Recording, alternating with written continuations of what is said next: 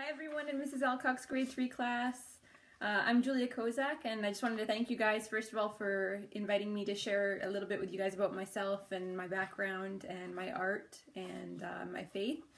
Thank you as well for your great patience in waiting for this video. I had some technical difficulties, and hopefully this one works and so I can send it through and it'll be fine. So I got your questions, and they're awesome questions, and I'm going to get to them in just a second. But a little bit about myself to kind of introduce myself that wasn't really asked in the questions. So I was born and raised out west there, in between Richmond and Abbotsford. My parents were essentially, I guess you could call them missionaries, and they would travel around the world quite a bit and share the good news of Jesus to the world. And sometimes I went with them, and actually later on in my life I went on a few trips by myself. And yeah, my parents were always really supportive of any kind of pursuits that I had, like if it was art or sports or music or dance or anything that I was really into. They were really supportive of me, and so it really helped me become, I guess, like the artist and person I am today. Yeah, I come from the Nisga'a Nation, which is way up north in BC. They're near Prince Rupert, which is close to Alaska, and so yeah, it's a very ancient people. I think there's some different stories about how long we've actually been here. I've heard people say like 20,000 years. Some people say even like 60,000 years. So regardless, it's, you know, very, very ancient people and very rich in history and culture and art and traditions. So I'm very honored to be able to be a part of that tribe and that band. Yeah, so I'm going to get to your questions. I'm going to try to do them kind of as quickly as I can, because I don't want this video to take like hours. There's maybe 3 questions that I'm kind of setting aside for a bit later on in the video. Just because there's some cool things that I wanted to share with you guys. But I'm going to try to get through these other questions as fast as I can. So I'll start kind of doing rapid fire questions. How many languages do you speak? So English is one. I learned some Japanese in high school. I can speak some Spanish, like conversational Spanish. I know a little bit of French. And I know some words in Korean and Chinese. I don't know if that counts. And I am also learning my tribe's language as well. I don't know how many that is. Was that 6, 7? I lost count. That's how many it was. What's your favorite First Nations food? I'd have to go with salt pork. I don't usually get to eat it very often, and it's very tasty. How long have you been doing art? I've been interested in drawing and painting and stuff since I was a kid, really.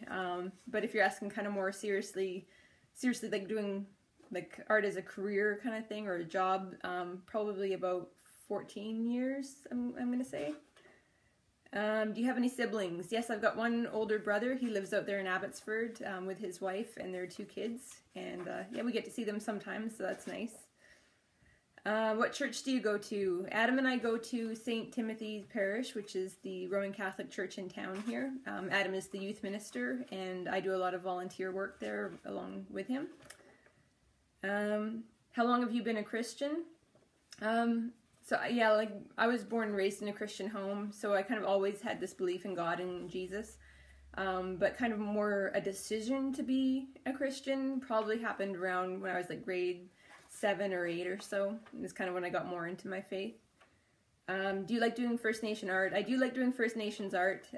It's very unique and very different, and has almost like simultaneous tribal, primitive kind of look to it, but at the same time, you know, it seems like very modern because you don't really get to see it too often. What is your eye color? It kind of changes a little bit sometimes. Generally greenish, kind of hazel color. But if I'm kind of tired and stuff, it can change to like bluish gray. But it kind of depends on how I'm feeling. So that's kind of cool. Where did you learn to draw? I'm kind of like self-taught, I guess. Like I said, I've always been drawing since like I was a kid, and drawing and coloring and painting and stuff. But I did take some lessons in school, and that kind of helped me get better at my drawings and my paintings. How are your friends doing?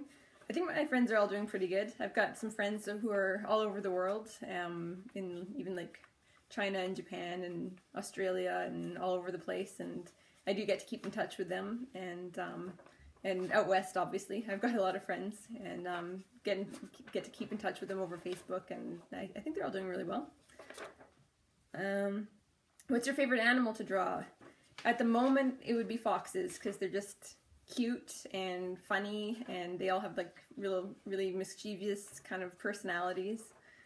But I like drawing killer whales and wolves and bears and things as well.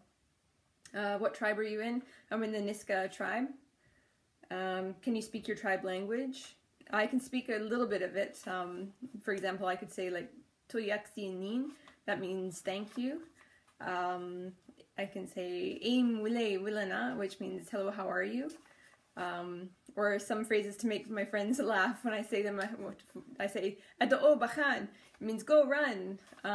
Or I can say Gabin Hil Hilbin, which means the whale surfaces, and I don't know where I would ever really use that, but so I say a few things. Do you ever make art mistakes? Yes, I do make a lot of art mistakes.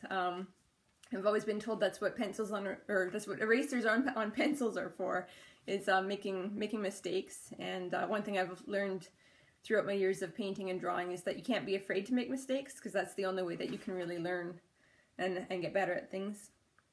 What are your favorite things to draw? Animals. Just yeah, definitely animals, because they're just all so different, and it's fun to try to capture their personalities and their different movements and things. How is Ontario, and what is it like? Ontario is nice. It's very different from BC, and sometimes I find even after years and years of being here, I'm still kind of getting used to it. I do miss the mountains and the ocean sometimes, but yeah, no, it's nice out here. There's a lot of nature where we live, and so I don't take that for granted. And one thing is the winters are really long, so when I see pictures and stuff of flowers that are growing out there in like February, usually we still have a bunch of snow. So and it can sometimes be like snowing even in like April or early May. So they're kind of long winters, but that's okay. We've got nice summers here as well. What do you look like? Ta-da! This is me. Hi. How are you so good at art? Just practice, and having an enjoyment for it as well, and just yeah, enjoying painting and drawing and doing a whole bunch of different kinds of art. So it doesn't feel like hard work. It just feels like I'm doing something I enjoy, and it makes it easier to practice. But definitely just practicing a lot, and that's how I get better at it. And your art is so beautiful. How do you make it so pretty? Thank you. Yeah, just I look at the lines and the colors, and I choose ones that I like and that are eye-catching to me, and hopefully other people will like it as well. But just keep on working on different curves and seeing how things flow, and using complementary colors, and yeah, just practicing and working with different things like that. Oh, you guys are learning about the Anishinaabe people, and what would it be like to be a Christian back then? So 10 points to any one of you guys who knows what the word Anishinaabe means. I don't know if anyone's got the answer or not, but if any of you said first people, you'd be right. Yeah, I think it would be really hard to be a Christian like back in those days. There's actually a story about a girl named Kateri Tekakwitha, and she was known as the Lily of the Mohawks, and she became a Christian, and a lot of people in her tribe were like threatening her and her family, and you know, threatening to beat her and harm her, and because she started believing in like the Christian God. And but she was really strong in her faith, and she never wavered, and she just stayed strong, and eventually everyone just kind of started to leave her alone about it, because they realized that her faith was so strong that they couldn't shake it. And now actually it's really cool. She's been canonized as a saint, and so she's the patron saint of North America and of the First Nations people. So that's pretty cool. But yeah, I think it would have been really hard back then to be a Christian. I'm interested in throat singing. Do you throat sing? No, I do not throat sing, but I think throat singing is actually really cool. I know there's like a pop album that came out recently that had a couple of famous throat singers on it, so it's cool to see that kind of collaboration. What do you like best about your art? Is it fun? I'd have to say I like best about it is not even just like the painting and drawing, it's seeing people's reactions to it. To me, sometimes when I'm painting a picture or something, to me it's just a painting. It's just something that, you know, I've thought up and then I put on canvas, and then that's just kind of what it is. And I don't think about it too much, but then someone will come by and they'll say, oh, this is so like stunning, it's so beautiful, it fills me with like happiness and joy. And you know, I'll look at it, my painting then in a different way. It's like, oh, like my drawing, this simple thing that I did, can create these emotions in people and bring up these emotions in people. So it's really cool to be able to see and hear people have that kind of reaction to it. It really gives a deeper meaning to the art and the things that I'm creating. It makes me think about that more when I'm creating things. It's like, how is this going to make people feel when they see it? So is this going to bring them a sense of hope and a sense of joy, rather than, you know, making them feel sad or down about things. So I always try to make my art very uplifting and very happy and whimsical, and to raise people's spirits. And yes, it is very fun. Do I have a favorite color? If I had to choose one, I'd have to say turquoise. I think it's beautiful. But I like all different colors. I like green and yellow and orange and red and purple and blue, and it just kind of depends on what I'm working on. But if I had to choose one, I'd have to say turquoise. Do you have curly hair? No, I don't have curly hair. I've got kind of straight black hair, and my hair doesn't even really like to curl when I try to curl it. It just kind of goes straight again. but that's okay. I like my hair the way it is too. How does it feel like being a Christian? I like being a Christian. I think it feels really good to know that we've got this kind of hope in God, and that we have this knowledge that things are going to work out for the good. A lot of people, I think, who don't have that belief in the world might be kind of like sad or, you know, depressed about things because they don't have that kind of faith to fall back on. So that's like another reason why we're called to share that with other people, because we have that hope inside ourselves. How did you meet Mrs. Alcock, and how long have you known Mrs. Alcock? So Mrs. Alcock and I met in high school, and if she wants to tell you how old she is, you guys can do the math and figure out how long we've known each other for. Do you like doing art? Yes, I very much like doing art. I find the hours just seem to fly by when I'm working on a project, and when I'm really like enthusiastic about one of my projects that I'm working on. So I'll be sitting somewhere for like hours, and it'll feel just like minutes have gone by. And Adam will be like, "Oh, it's time to go to bed," and I'll be like, "But it's like midnight. Yeah, I should probably go to bed."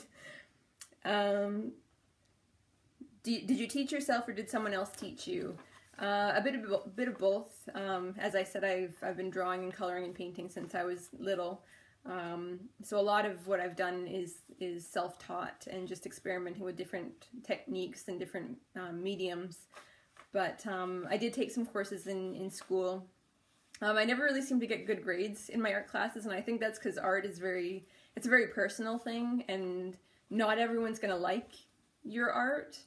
And that's one of those things you just have to kind of accept. But yeah, so like a lot of my teachers were like, you know, oh, that's not right. You're not doing it the right way. That's not the way it's supposed to look. I think it's just because they didn't like the way it was. But for me, it would have been fine. So that kind of just helps me to realize, like, just experiment, keep going on with what you do and what you think looks good, because there's never going to be like everyone who likes your art. So, but that's okay. What's your favorite candy? Anything milk chocolate. Yeah, I'm a real sucker for chocolate. What kind of art do you make? So I make mostly acrylic paint on canvas, but I've also gotten into some like textile designs or beadwork or some different like collage kind of stuff. And Yeah, but mostly people seem to want to buy from me is like acrylic on canvas. So one of the other questions was, can you teach us about other nations? So I can try. I can teach you a little bit about, well, I can teach you one word in some of the nations that they use out here. Being out in Ontario is really cool because I get to experience other like First Nations cultures and tribes and see what their traditions and their languages are like. So one word, if you guys want to learn a word from out here, maybe you've heard it before. A lot of people will say miigwech, or also they'll put a variation on it and they'll say chimigwech. And it's basically, I think, like a thank you or like a blessing or a peace or something kind of along those lines. So miigwech or chimigwech. Another cool thing that I wanted to show you guys was where Adam's family used to live. Up is a place called Purple Hill, which is just like across town from us here. It's a place where it used to be like a trading route for the First Nations people who were in the area, and so they would go up there and they would hunt and fish and take kind of a break on their way traveling north or south or wherever. And sometimes they would set up a bit of a camp and they would make tools and things.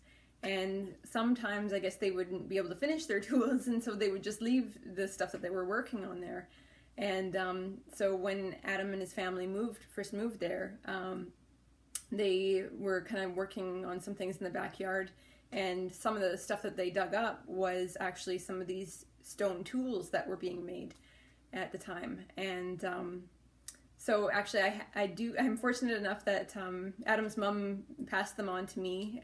It's kind of a cool cultural legacy kind of thing, and so I'm very fortunate. I do have a few of them here, so I was just going to show you guys a few of them. So here's one, and so this would be like a knife, I think, that someone was working on. So you can see they've been chiseling down the sides a little bit. They've been chipping away at it. The sides of it, well, this side particularly is very sharp, so they've been chipping away at it and trying to make it very sharp. And so they were probably, it's either maybe like a cutter, or it could also be like a scraper, because sometimes they would scrape their skins and hides to make clothing and things, so it could be something like that, or a knife. This is a bit of a smaller version of a knife, a pocket knife maybe.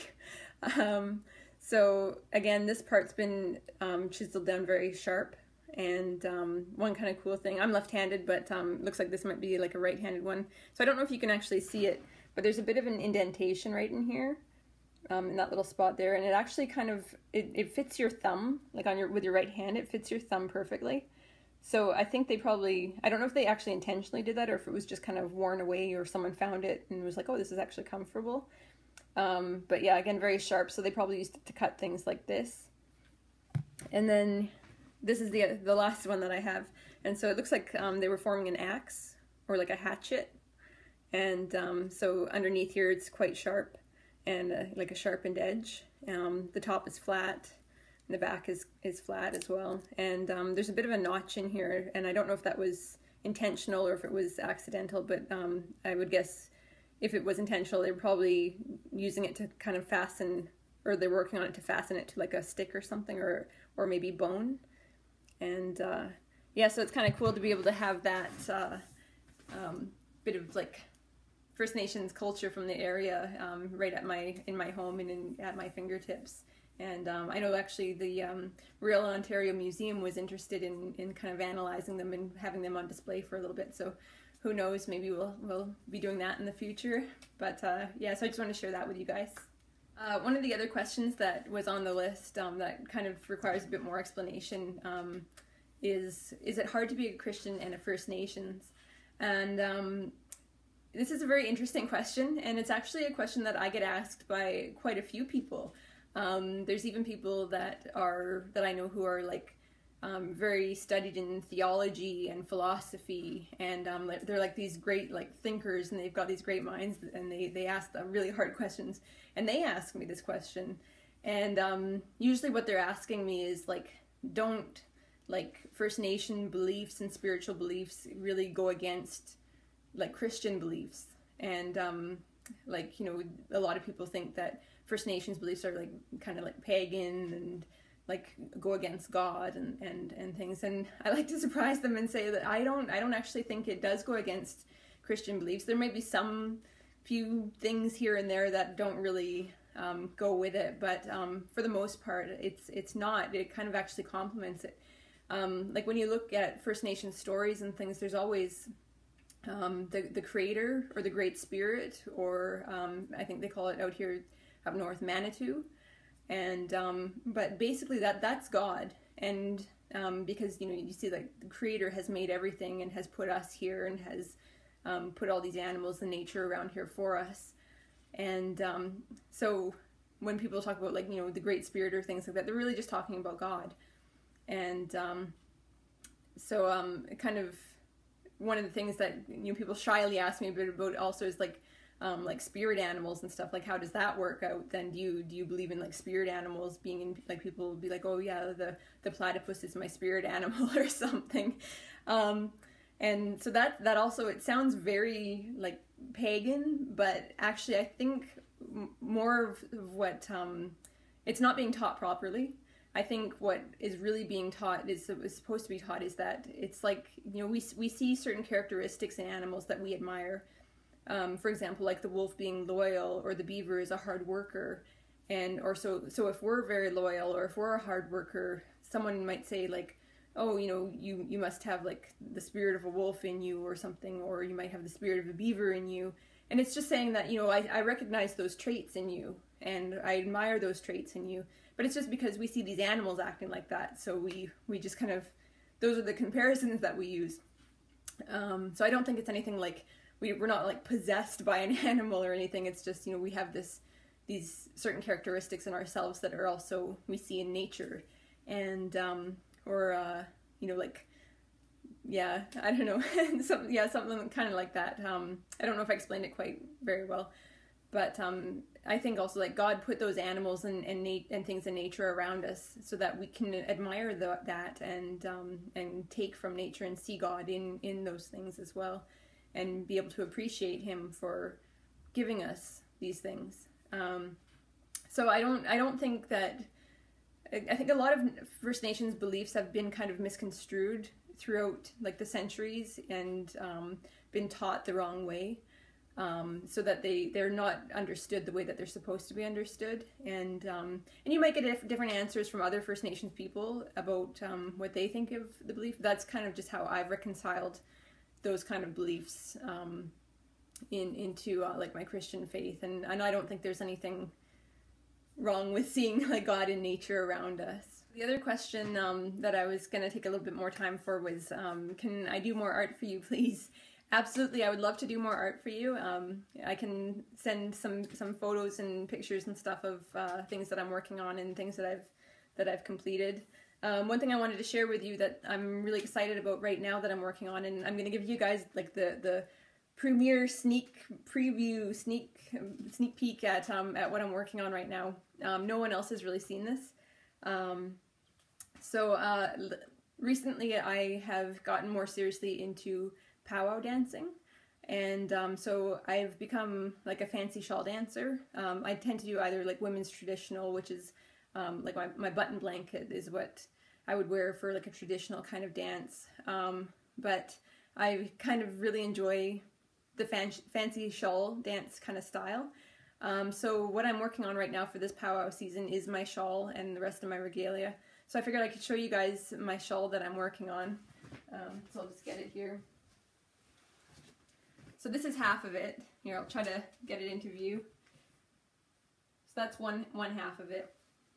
So altogether it kind of looks like this, and I'm still working on it. It's a work in progress. So that's the front. And then this is the part that goes inside. So I can kind of show you. It would look like this.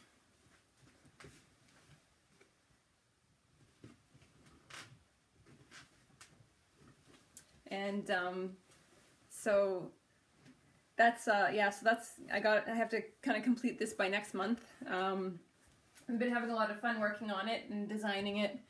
So that's one little piece of art that I could show you guys, and you guys get, like, the preview of it before anyone else gets to see it. And but I can take some pictures or maybe even some video if I can of me dancing at the festival and the Aboriginal Day Festival in Powwow, and maybe get to send it over to you guys so you can kind of see it in completion. And so yeah, along with that, I'm working on like the moccasins and leggings and a dress and like hair pieces and stuff to go with it.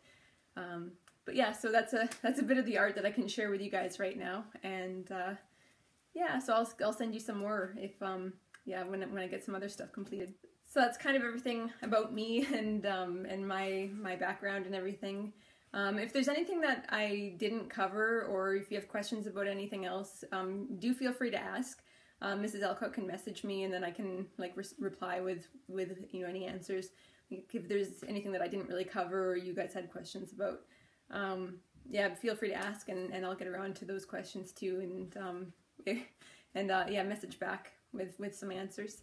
I did want to encourage you guys too, like if you guys are into art or you know, or anything like dancing or singing or music or even like sports or anything academically, and you find that you have like a passion for these things, I just want to encourage you to like just kind of go all out, and don't be afraid to, you know, experiment and try new things and try different things, and don't be afraid to yeah, just get out there and do your best. If you make mistakes, just treat them as learning opportunities and ways to get better. And I know that you guys will completely succeed and do wonderful things. And yeah, so yeah, get out there and don't be afraid to just do your thing. And yeah, so anyway, I'm gonna let you go before this video gets too long. And thanks again for inviting me to share with you guys. And hopefully I can send this video through and it'll work. But yeah, so hope to talk to you guys again sometime soon. Thank you. Bye.